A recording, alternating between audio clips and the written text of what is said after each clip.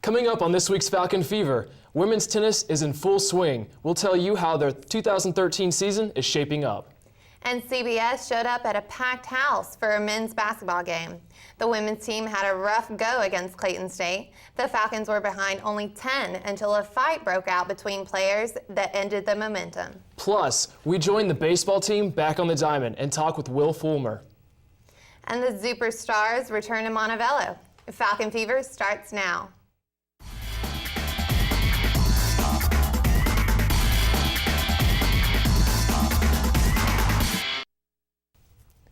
Hello and welcome to this edition of Falcon Fever. I'm Michael Artris. And I'm Lauren Altheffer. Thanks so much for joining us. Let's start off things this week with tennis. The women swung back into action last Thursday in their season opener. The women's tennis team defeated Tuskegee University 9-0 in the season opening match February 14th. The Falcons swept all 6 singles and all 3 doubles matches against Tuskegee. Junior Haley Highfield defeated Kimberly Bowen of Tuskegee 6-2, 6-4 in the #1 singles match. Polsarova and Robert defeated Kimberly and Bowen and Paul 8-4 in the #1 doubles match.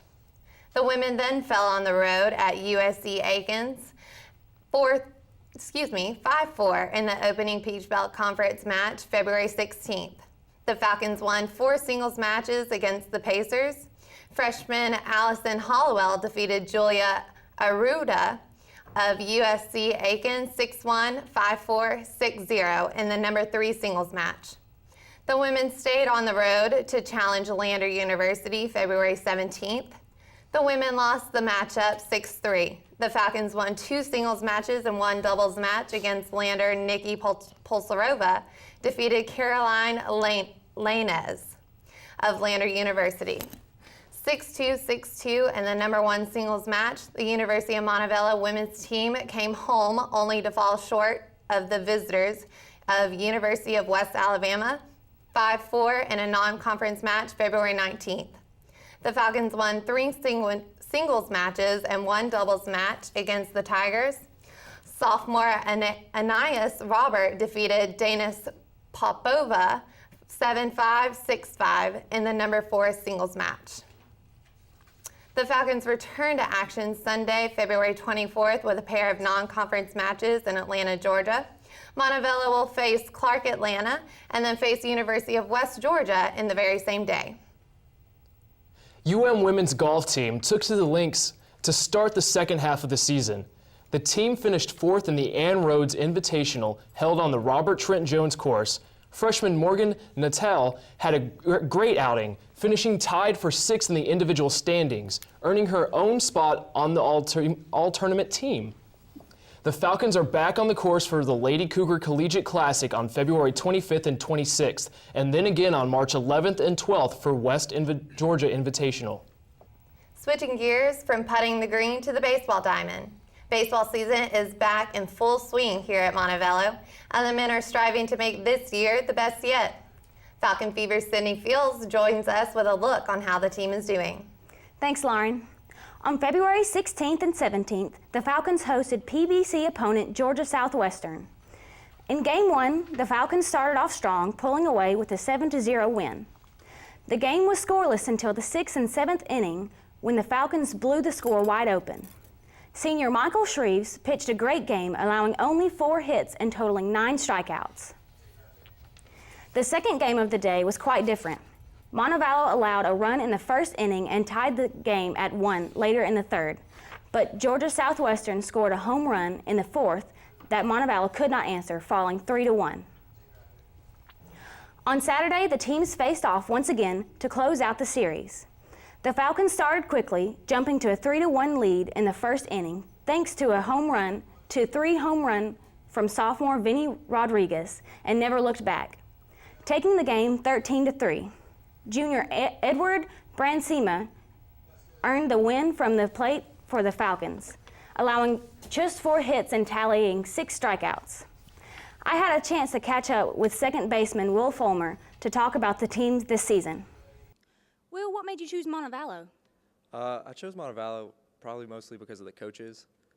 They really showed support in recruiting me, and definitely the campus. I really love everything about the campus and the people on campus, really. How do you prepare for a game? Usually I just wake up, drink a cup of coffee. It's usually just like any other day, prepare, try to think about the game, visualize, and that's about it, not really anything too much. Do you have any superstitious routines that you do before a game? Usually before the games, I just tape both of my wrists. I don't know, I feel weird if I don't, so I guess I have to before every game. If you had the choice of which Major League Baseball team you could play for, which team would it be? It would definitely be the New York Yankees. I grew up watching Derek Jeter, and he's always been my favorite player, so I just always wanted to be kind of like him, so definitely the Yankees. So in 2012, you set a new Peach Belt record for 52 hits in a conference game. Do you think that you can beat that this year? You know, I'm not really focused on that. I'm more focused on winning a conference championship and hopefully going on to regionals and making it to the final. So more on that side than the hits, I think. That's great, and I wish you a great season and good luck. Thank you. As of the taping of today's show, the Falcons are taking on the University of North Alabama here on campus. Montevallo will then take on PBC opponent UNC Pembroke in a 3-game series on February 23rd and 24th here at home. Now over to Michael. Thanks, Sydney. Switching gears to basketball, it's been an exciting time on the hardwood floor for the Falcons. Falcon Fever basketball correspondent Dan Cook joins us now with a recap. Thanks, Michael. The women's basketball team has been busy in Trustmark Arena as they took on the Georgia Southwestern Hurricanes and the Clayton State Lakers. The Falcons defeated visiting Georgia Southwestern University 75-60 on February 13th. The win gives the current team the second highest win total since becoming a full-fledged NCAA Division II member. The Falcons dropped a PBC contest February 16th against undefeated Clayton State University 75-61. It was not an easy game, though, for Clayton State. Although the Lakers are ranked number 3 in the latest USA Today ESPN Division II poll, Montevallo fought until the final buzzer. The men's basketball team split the last 2 games since our last show, losing to Georgia Southwestern but bouncing back versus Clayton State. On Saturday, the Falcons welcomed Clayton State to the campus as well as CBS. This was the first time a regular season game has been televised nationwide from Trustmark Arena, and Montevallo did not disappoint. The Falcons found themselves struggling to get their rhythm once again in the first half and went into the locker room leading only 26-24. The second half was a whole new ball game as the ball was spread around and players started to catch fire. Hightower flexed his muscles en route to 19 points and 13 rebounds. Jonas Brown added 16 points and 9 rebounds as he shot 4 out of 5 from downtown. Now, I want to go back to the women's basketball. This past Saturday, they got a lot of recognition, but for the wrong reason. Now, I heard there was a fight. Can you tell us a little bit about that? Yeah, during the fight, Shea Bonner had actually, being aggressive, rebounding, he was fighting for a loose ball with Griggs from the other team. And, while they were tugging at the ball, the whistle was blown, and I think 1 or 2 more tugs was, applied by Shea Bonner. And then Griggs took offense to it and then started slinging arms, slinging fists. And then, of course, what happened there is that Montevallo came within 10 points up to that point. And right then, Zena Nazalowski from the Falcons left the bench, and she was ejected. And between the technical fouls and the loss of momentum, Montevallo, that was as close as Montevallo got the whole night. I understand. Well, now let's talk about men's basketball. They have a few games left in the season. How are they going to fare with the postseason? Will they have a chance? Are they going to make it? Well, yeah, actually right now they're number 1 in the Western Division in the Peach Belt Conference.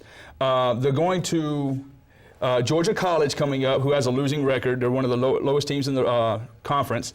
So that should be a win. Then they come back here against Young Harris. Now, the last time they played Young Harris, they had 24 turnovers to only 10 for Young Harris. So that's something they got to clean up. And they also had 3 players foul out, and 1 was in foul trouble. So if Montevallo can play their game and come away with a win the last 2 games of the season, they will be in the driver's seat for the number 1 seed in the Western Division, playing the number 4 team in the Eastern Division going into the Peach Belt Conference. Sounds very exciting. Thank you very much, Dan. No problem. All right. The women's team will travel to Georgia College, who is currently 8-8 in PBC play, on February 23rd, and then return to play Young Harris March 3rd at home. Coming up for the men's team, they will head to Georgia College Saturday, February 23rd to face the 8 and 15 Bobcats. On March 2nd, the men will play their last home game of the regular season versus the 15 and 8 Young Harris Mountain Lions, which is also senior day at Trustmark Arena. Now it's time to highlight our Falcon Fever Player of the Week. Falcon Fever correspondent Jolynn Hanna joins us at the desk to introduce us to this week's standout athlete. How's it going, Jolynn? Oh, good, guys. What about you? Pretty well. This week, our Falcon Fever Player of the Week is number 20 for the men's basketball team, Danny Cummins. Danny is from Charlotte, North Carolina, and has played for the Falcons for the last 2 seasons. He is also a fellow Mass Comm student. Before coming to UM, Danny played for Pfeiffer University and Chipola College. He attended North Mecklenburg High School. Okay, Danny, so what are some of your favorite moments here as a basketball player? Definitely playing in the national championship game last year. Just the whole run, the whole couple weeks building up to that final game was really, really fun and really, really memorable. You're a senior this year. Is it hard knowing this is your last season with the team? Absolutely. It's sad to think that the career is going to be over with soon, but I mean, it's just all the more motivation to go as hard as you can every day. You guys are playing really great this season. Do you think it's going to be a repeat of last year with the national championships? I think it could. I think we can surprise a lot of people. I'm sure a lot of people have ruled us out, but we've gone through a lot of ups and downs. We've been really good at times and we've been really bad at times. But when we've been really good, we've definitely been, probably one of the best teams in the country. And I really think that if we continue to work, I really think we can make another run. Okay, you guys seem like a really, really close team. How does that help you out on the court? Oh, it helps a lot. Because, I mean, team defense is all based on trust. You gotta trust that your teammate's going to help you if you get beat. And I think over the year we've really built that trust in each other, and it's helped us. And I think it's really going to help us down the stretch as we grow even closer. Thank you, Danny Cummins, our Falcon Fever Featured Player of the Week. Good luck to Danny and the rest of the men's basketball team. If you would like to suggest an athlete for Falcon Fever Player of the Week, you can contact us through our Facebook page or Twitter. The university has come to a new sport to cheer on. This Saturday, the university will compete in its first ever track and field meet. We caught up with head coach Tommy Barksdale about how he feels about seeing his hard work pay off. Excited to get the program up and going for track and field, being the first ever here at the University of Montevallo. It's a great thing. It's exciting. The girls are very excited. It helps out with recruiting. With that, we've had a lot of excitement with recruiting. There's been a lot of people. So but to see it go from the ground up and help build it from the ground up, it's very exciting. After starting the season at Clayton State, the Falcons will compete March 8th and 9th at Birmingham Southern, then again on March 15th and 16th at Samford University. Soccer season doesn't start up until the fall, but that doesn't mean the team is enjoying a lot of downtime. Falcon Fever's Stefan Vaziri shows us how the team is training in the offseason and introduces us to a familiar face that's returning to the coaching staff. Although it is officially the off-season for fall sports, the men's soccer team takes the spring to focus on development and conditioning, and have scheduled a number of exhibition matches, including 2 Division I matchups where they will face UAB and the University of Belmont. Another new face this spring is Appalachian State transfer Bruno Mbamala. There's a big size difference in school. Apple's a big school, and it's a lot smaller school, but it kind of benefits me because I have time and less distractions. Also, I enjoy the team here. There's a lot of foreigners in the teams here. We did have a little bit of App, but not as many here. And I just like the diversity and the culture that comes with it. Coach Ditterly, who has spent the last 6 months at Division I program Stetson University, recently returned to the Falcons.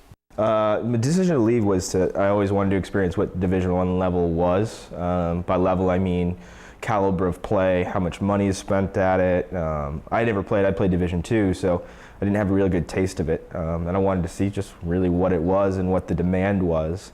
And I moved into a situation that I didn't know the coach that well, and I just applied for a job that the head coach and I just didn't get along really well, and there was not enough time for me to be me. And I had a good spot here, so I was lucky enough to have Coach Hassler bring me back. Come out to support the Falcons this spring and upcoming fall as they look to build on the success of last season. The men's team exhibition games begin this Saturday, February 23rd against Auburn University of Montgomery. For a complete schedule, go to MontevaloFalcons.com. This brings us to our Falcon Fever Fan of the Week. This week's featured fan is Amos Hollinhead. If you're a Mass Comm student, his name should sound familiar. He is our equipment manager here in the building. Amos also runs our robotic cameras for us on Falcon Fever. Thanks, Amos, for all your help. Remember, you can get more Falcon Fever on YouTube and through social media. You can watch every episode of Falcon Fever on Mass Comm YouTube channel. Just search Montevallo for you. You can also add us as a friend on Facebook. There you'll find links to sports stories throughout the week and live updates from the game. You can also leave a comment, talk about recent games, or give a shout out to your favorite athlete. And be sure to follow us on Twitter. Just search for Falcon Fever. And if you do leave us a comment on Facebook or Twitter, we'll be sure to give you a shout out at our next week's show. And last, but certainly not least, you can get extended sports coverage on MontevaloFalcons.com. There you can also find team rosters, live stats, pictures, and more. Well, before we go, we want to leave you a video of Saturday's halftime entertainment. The Zooperstars were back in town and showing the crowd a good time. We'll see you next time.